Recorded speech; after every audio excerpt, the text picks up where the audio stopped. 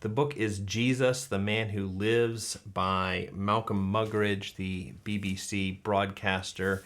So far as I know, Jesus has never really been presented with a dunce cap on. Here you have the traditional halo, which might be the opposite of a dunce cap.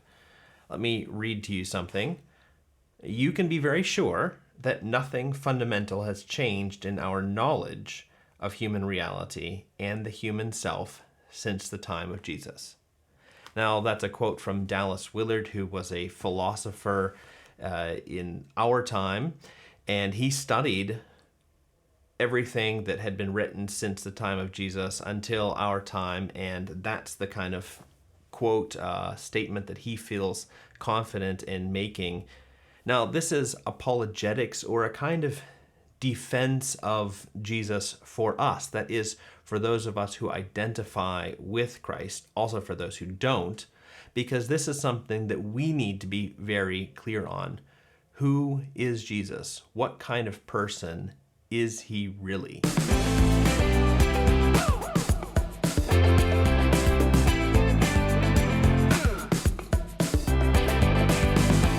Hey everybody, welcome to the Sanctus Forum. I am Michael Stewart Robb, better known as Mike. And on the Sanctus Forum, we do books, everyday spirituality, a little bit of theology, a little bit of philosophy. Been wondering if I should turn up the dials on the theology and philosophy. But one person that we talk about quite a bit, who in whom all those things come together, is Dallas Willard, and this is the Conspiracy Commentaries, where we talk about his book, The Divine Conspiracy, possibly his best book, just one section at a time. And if you think you might like that kind of stuff, or if you already know, then you should subscribe to this channel and subscribe to the newsletter over at Sanctus Institute. That just helps us move along together with you and helps you know about whether there's anything else coming out, because there always are new things coming out, videos and other helpful, hopefully, offerings. Today's section, the smartest man in the world. This is at the end of chapter 3. We have been doing chapter 3 for 2 years now. And I think that's been good. A slow boil, low and slow. That's a barbecue cooking term. Yeah, if you don't know that kind of thing, whatever. Smartest man in the world, and he's referring to Jesus. Now, if you watched last week's video, you'll know that the reason why Jesus isn't accounted as Jesus is not thought to be smart, and the reason for this isn't that anybody discovered something that proves one of the major things that Jesus thought or taught to be wrong. It's just presumption. Dallas Willard here calls it empty prejudice and baseless presumption.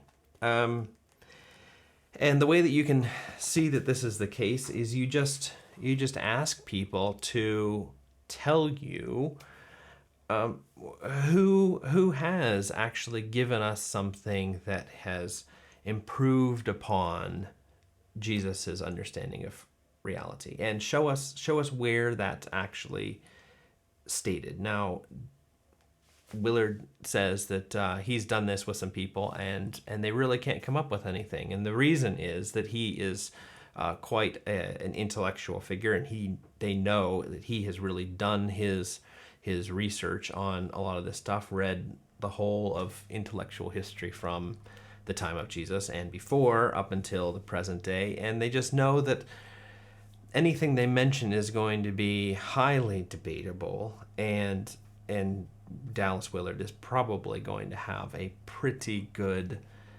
account of why nobody really thinks that's possible. But at any rate, some of the topics that I have thought about that might come up is something like, well, we've learned that God doesn't exist. We've learned that miracles don't happen. We've learned that everything is natural. Or previously, people might say we've learned that everything is spiritual, is non-natural. You might suggests the theory of evolution gives us a different understanding of the human self, but the theory of evolution is not a complete theory of the human self. You're going to have to say a whole lot more to get a complete theory.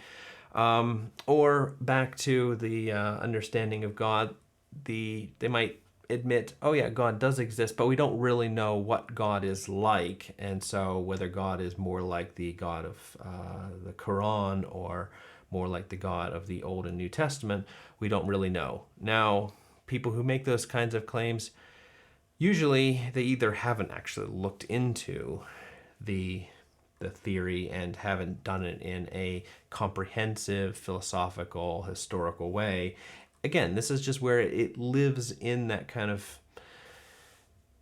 world of presumption, of prejudice, and I guess if you aren't an intellectual yourself, you might think, oh well, there must be somebody smarter than me who has actually found out that that what Jesus taught about reality or about the human self just isn't true anymore.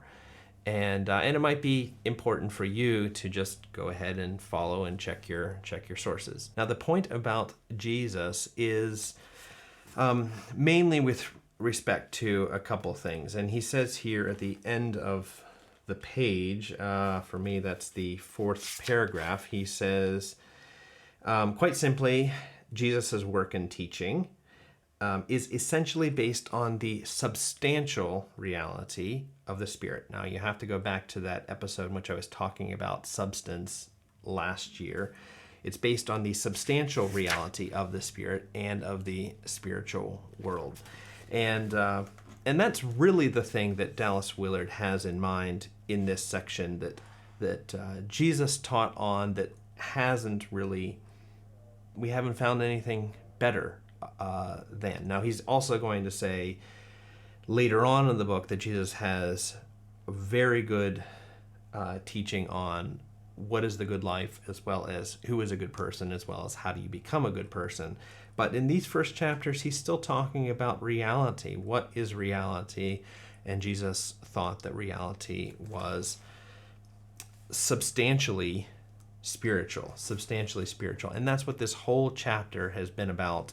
Dallas said once that this chapter almost became an entire book. He found it very hard to condense everything that he thought he needed to say into this chapter. Now, the reason why this is so important for us to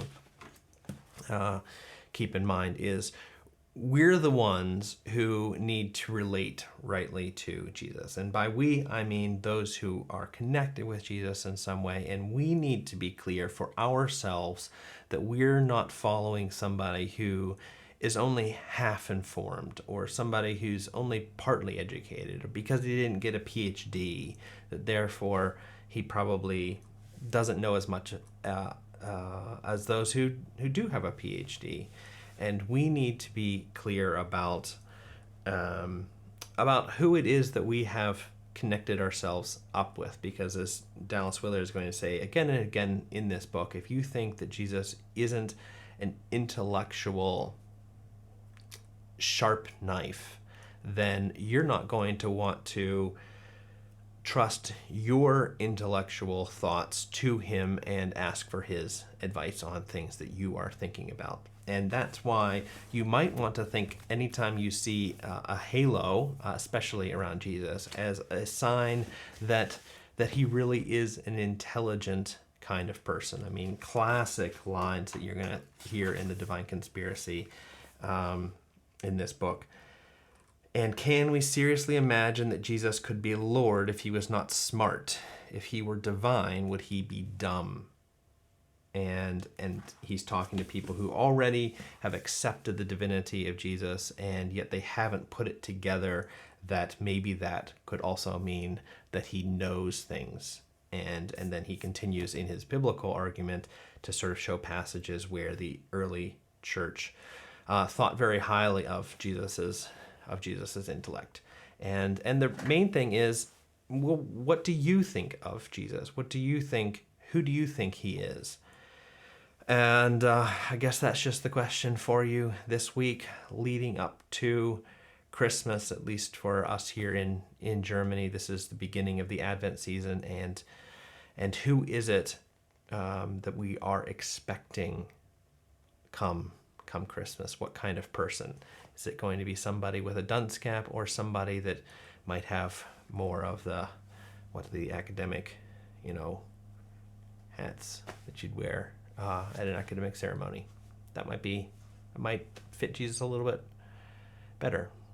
Well, thanks for being here. Do remember to subscribe if you haven't already, and we'll see you next week. Hopefully, yeah. Bye.